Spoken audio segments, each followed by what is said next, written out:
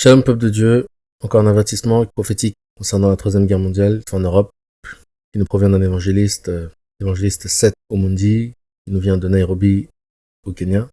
Merci à la chaîne Vision et Transformation, et merci au frère Joël pour la traduction. Cette vidéo confirme la prophétie de Walter Shine, le pasteur Walter Shine d'Afrique du Sud. Elle confirme également la vision de 1968. Je vous laisse voir en description. Sans plus tarder, on va écouter ce témoignage et on se retrouve après pour la conclusion.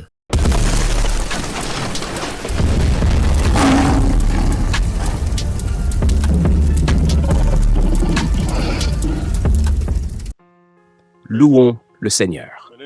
Je suis l'évangéliste Seth Omondi Olale de Nairobi, au Kenya. Je veux partager avec vous un rêve que j'ai fait tôt ce matin.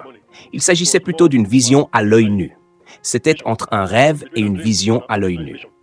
Je me suis réveillé tôt ce matin et je crois que Dieu m'a apporté une vision de ce qui va arriver en Europe. Je ne peux pas dire la date à laquelle cela se produira, mais on m'a montré différents endroits en Europe. Un jugement est en train de s'abattre sur le continent européen. Dans ce rêve et cette vision aux yeux ouverts, j'ai vu qu'une guerre, une grande guerre, avait éclaté à l'intérieur de l'Europe. Je ne parle pas de l'Ukraine. Il ne s'agit pas de l'Ukraine. Je parle maintenant des pays d'Europe en dehors de l'Ukraine. J'ai vu qu'une grande guerre avait éclaté en Europe et j'ai vu de nombreux citoyens européens s'enfuir et fuir leur nation, leur pays. J'ai vu de nombreux citoyens européens s'enfuir de leur pays. Ils étaient sans abri, en proie à la peur et à la panique. Je sais que beaucoup d'entre vous ont vu les vidéos et les documentaires sur les réfugiés qui fuient l'Irak, l'Afghanistan et la Libye. Vous avez vu des vidéos et des reportages télévisés sur les réfugiés qui fuient l'Éthiopie, la Somalie, le Rwanda. Vous vous souvenez du massacre du Rwanda ou de ce qui s'est passé lors du génocide rwandais? Vous vous souvenez de la façon dont CNN, la BBC et les chaînes de télévision américaines et européennes nous montraient des centaines de milliers, voire des millions de personnes fuyant le Rwanda. Elles portaient leurs bagages sur la tête et fuyaient vers les pays voisins, la Tanzanie et la République démocratique du Congo, pendant le génocide rwandais de 1984. Donc, dans ce rêve que j'ai vu tôt le matin aujourd'hui, j'ai vu qu'il y avait une guerre qui avait éclaté en Europe et j'ai vu des citoyens européens qui s'enfuyaient et qui fuyaient leur pays en grand nombre. Ils n'avaient même pas le temps de porter leurs affaires comme les réfugiés africains le font sur leur dos ou sur leur tête. Je ne les ai vus fuir qu'avec les quelques vêtements qu'ils portaient sur eux et quelques objets, disons comme leur attaché-case ou leur bagage à main, et ils fuyaient. Je les ai vus. J'ai vu des Européens qui fuyaient leur pays. Ensuite, on m'a dit qu'une guerre allait éclater en Europe, que cela allait se produire en Europe. En fait, ce sont les mots dont je me souviens maintenant, ou l'impression qui m'a été donnée pendant cette vision. Il y a un langage spirituel que Dieu utilise normalement quand quelqu'un voit des choses dans le monde spirituel, quand Dieu lui donne des rêves. Donc, je crois qu'il y a une guerre qui arrive en Europe et je crois que la Russie et la Biélorussie sont ceux qui vont commencer cette guerre pour se défendre contre l'OTAN, l'Amérique et l'Ukraine. La guerre en Ukraine va maintenant s'étendre au-delà des frontières de l'Ukraine. La Russie va commencer à frapper des villes et des pays en dehors de l'Ukraine. Je vous conseille donc, si vous vivez en Europe, de faire de votre mieux pour vous éloigner le plus possible des frontières de tout pays proche de la Russie. Parce que la façon dont j'ai vu la guerre qui se prépare et la façon dont j'ai vu les réfugiés fuir, j'ai le sentiment que les nations d'Allemagne, de France, de Belgique et ces pays européens qui bordent la Russie, ainsi que la Pologne et la Lituanie, la Moldavie et les anciens pays en guerre comme l'Estonie, la Lettonie, ces pays qui se trouvent dans la mer Baltique, autour de la mer Baltique, les États baltes, l'Allemagne, la Pologne, la Bulgarie, beaucoup de pays en Europe vont être secoués par la Russie. J'ai vu des réfugiés européens qui fuyaient leur pays. La façon dont j'ai vu qu'ils fuyaient, c'est qu'ils venaient du nord et se dirigeaient vers le sud. Ils quittaient le nord et se dirigeaient vers le sud. Je pense qu'à l'avenir, de nombreux réfugiés européens fuiront vers l'Afrique. Comme je vous l'ai déjà dit, lorsque la Seconde Guerre mondiale dégénéra, l'Afrique sera un endroit bien plus sûr que l'Amérique, l'Europe ou même l'Asie. L'Afrique sera beaucoup plus sûre lorsque la Troisième Guerre mondiale éclatera. Car j'ai vu de nombreux réfugiés européens s'enfuir du nord et se diriger vers le sud. Ils étaient en grande détresse et fuyaient en grand nombre. Cette guerre ne va pas seulement toucher les Européens qui vivent dans les grandes villes, car j'ai même vu des Européens qui vivaient dans des zones rurales, dans des petites villes et des villages. Ils fuyaient tous ces villages et ces petites villes des pays européens, ce qui signifie qu'une grande guerre se prépare. Alors, portez cela au Seigneur dans la prière.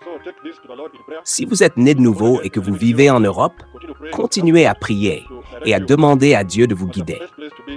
Mais le meilleur endroit pour être, c'est d'être caché dans le Seigneur Jésus-Christ et d'avoir le Seigneur Jésus-Christ comme votre Seigneur et Sauveur, parce que c'est l'endroit le plus sûr pour être dans ce monde. Que Dieu vous bénisse et vous garde. Bien, ce témoignage doit être corrélé avec la prophétie de Dimitri Duduman, d'accord, concernant l'attaque surprise sur les États-Unis. Il n'y aura pas de troisième guerre mondiale avant cette attaque surprise sur les États-Unis, et il n'y aura pas d'attaque surprise sur les États-Unis avant la guerre civile américaine. D'accord? Donc il y a une chronologie à respecter. Les jugements ne se manifestent pas de manière désordonnée. La troisième guerre mondiale, tout comme la deuxième, tout comme la première, ce sont des jugements. La première est un jugement sur les nations européennes, mais également sur l'empire des tsars. D'accord? Ce qui permet une passation de pouvoir, notamment progressive, la destruction des empires, l'empire ottoman, qui suivra après, l'empire des tsars de Russie, et l'affaiblissement de l'empire britannique. L'affaiblissement est une destruction totale à partir de la deuxième guerre mondiale. Un transfert du pouvoir de l'empire britannique vers l'aigle américain. D'accord? La troisième guerre mondiale, c'est le transfert de pouvoir de l'aigle américain vers Gog et Magog, c'est-à-dire Russie, Chine, avec un leadership de la Chine qui est affirmé depuis au moins 2010. La Chine est la première puissance mondiale à parité de pouvoir d'achat. C'est caché dans les médias mainstream, mais c'est la première économie du monde. Je vous invite à voir la vidéo sur les 4 bêtes de Daniel ou la troisième guerre mondiale qui arrive en description. Donc il y a une chronologie, d'accord? Les États-Unis seront frappés en premier, d'accord? Pourquoi? Car ils sont responsables de ce qui se passe actuellement en Ukraine.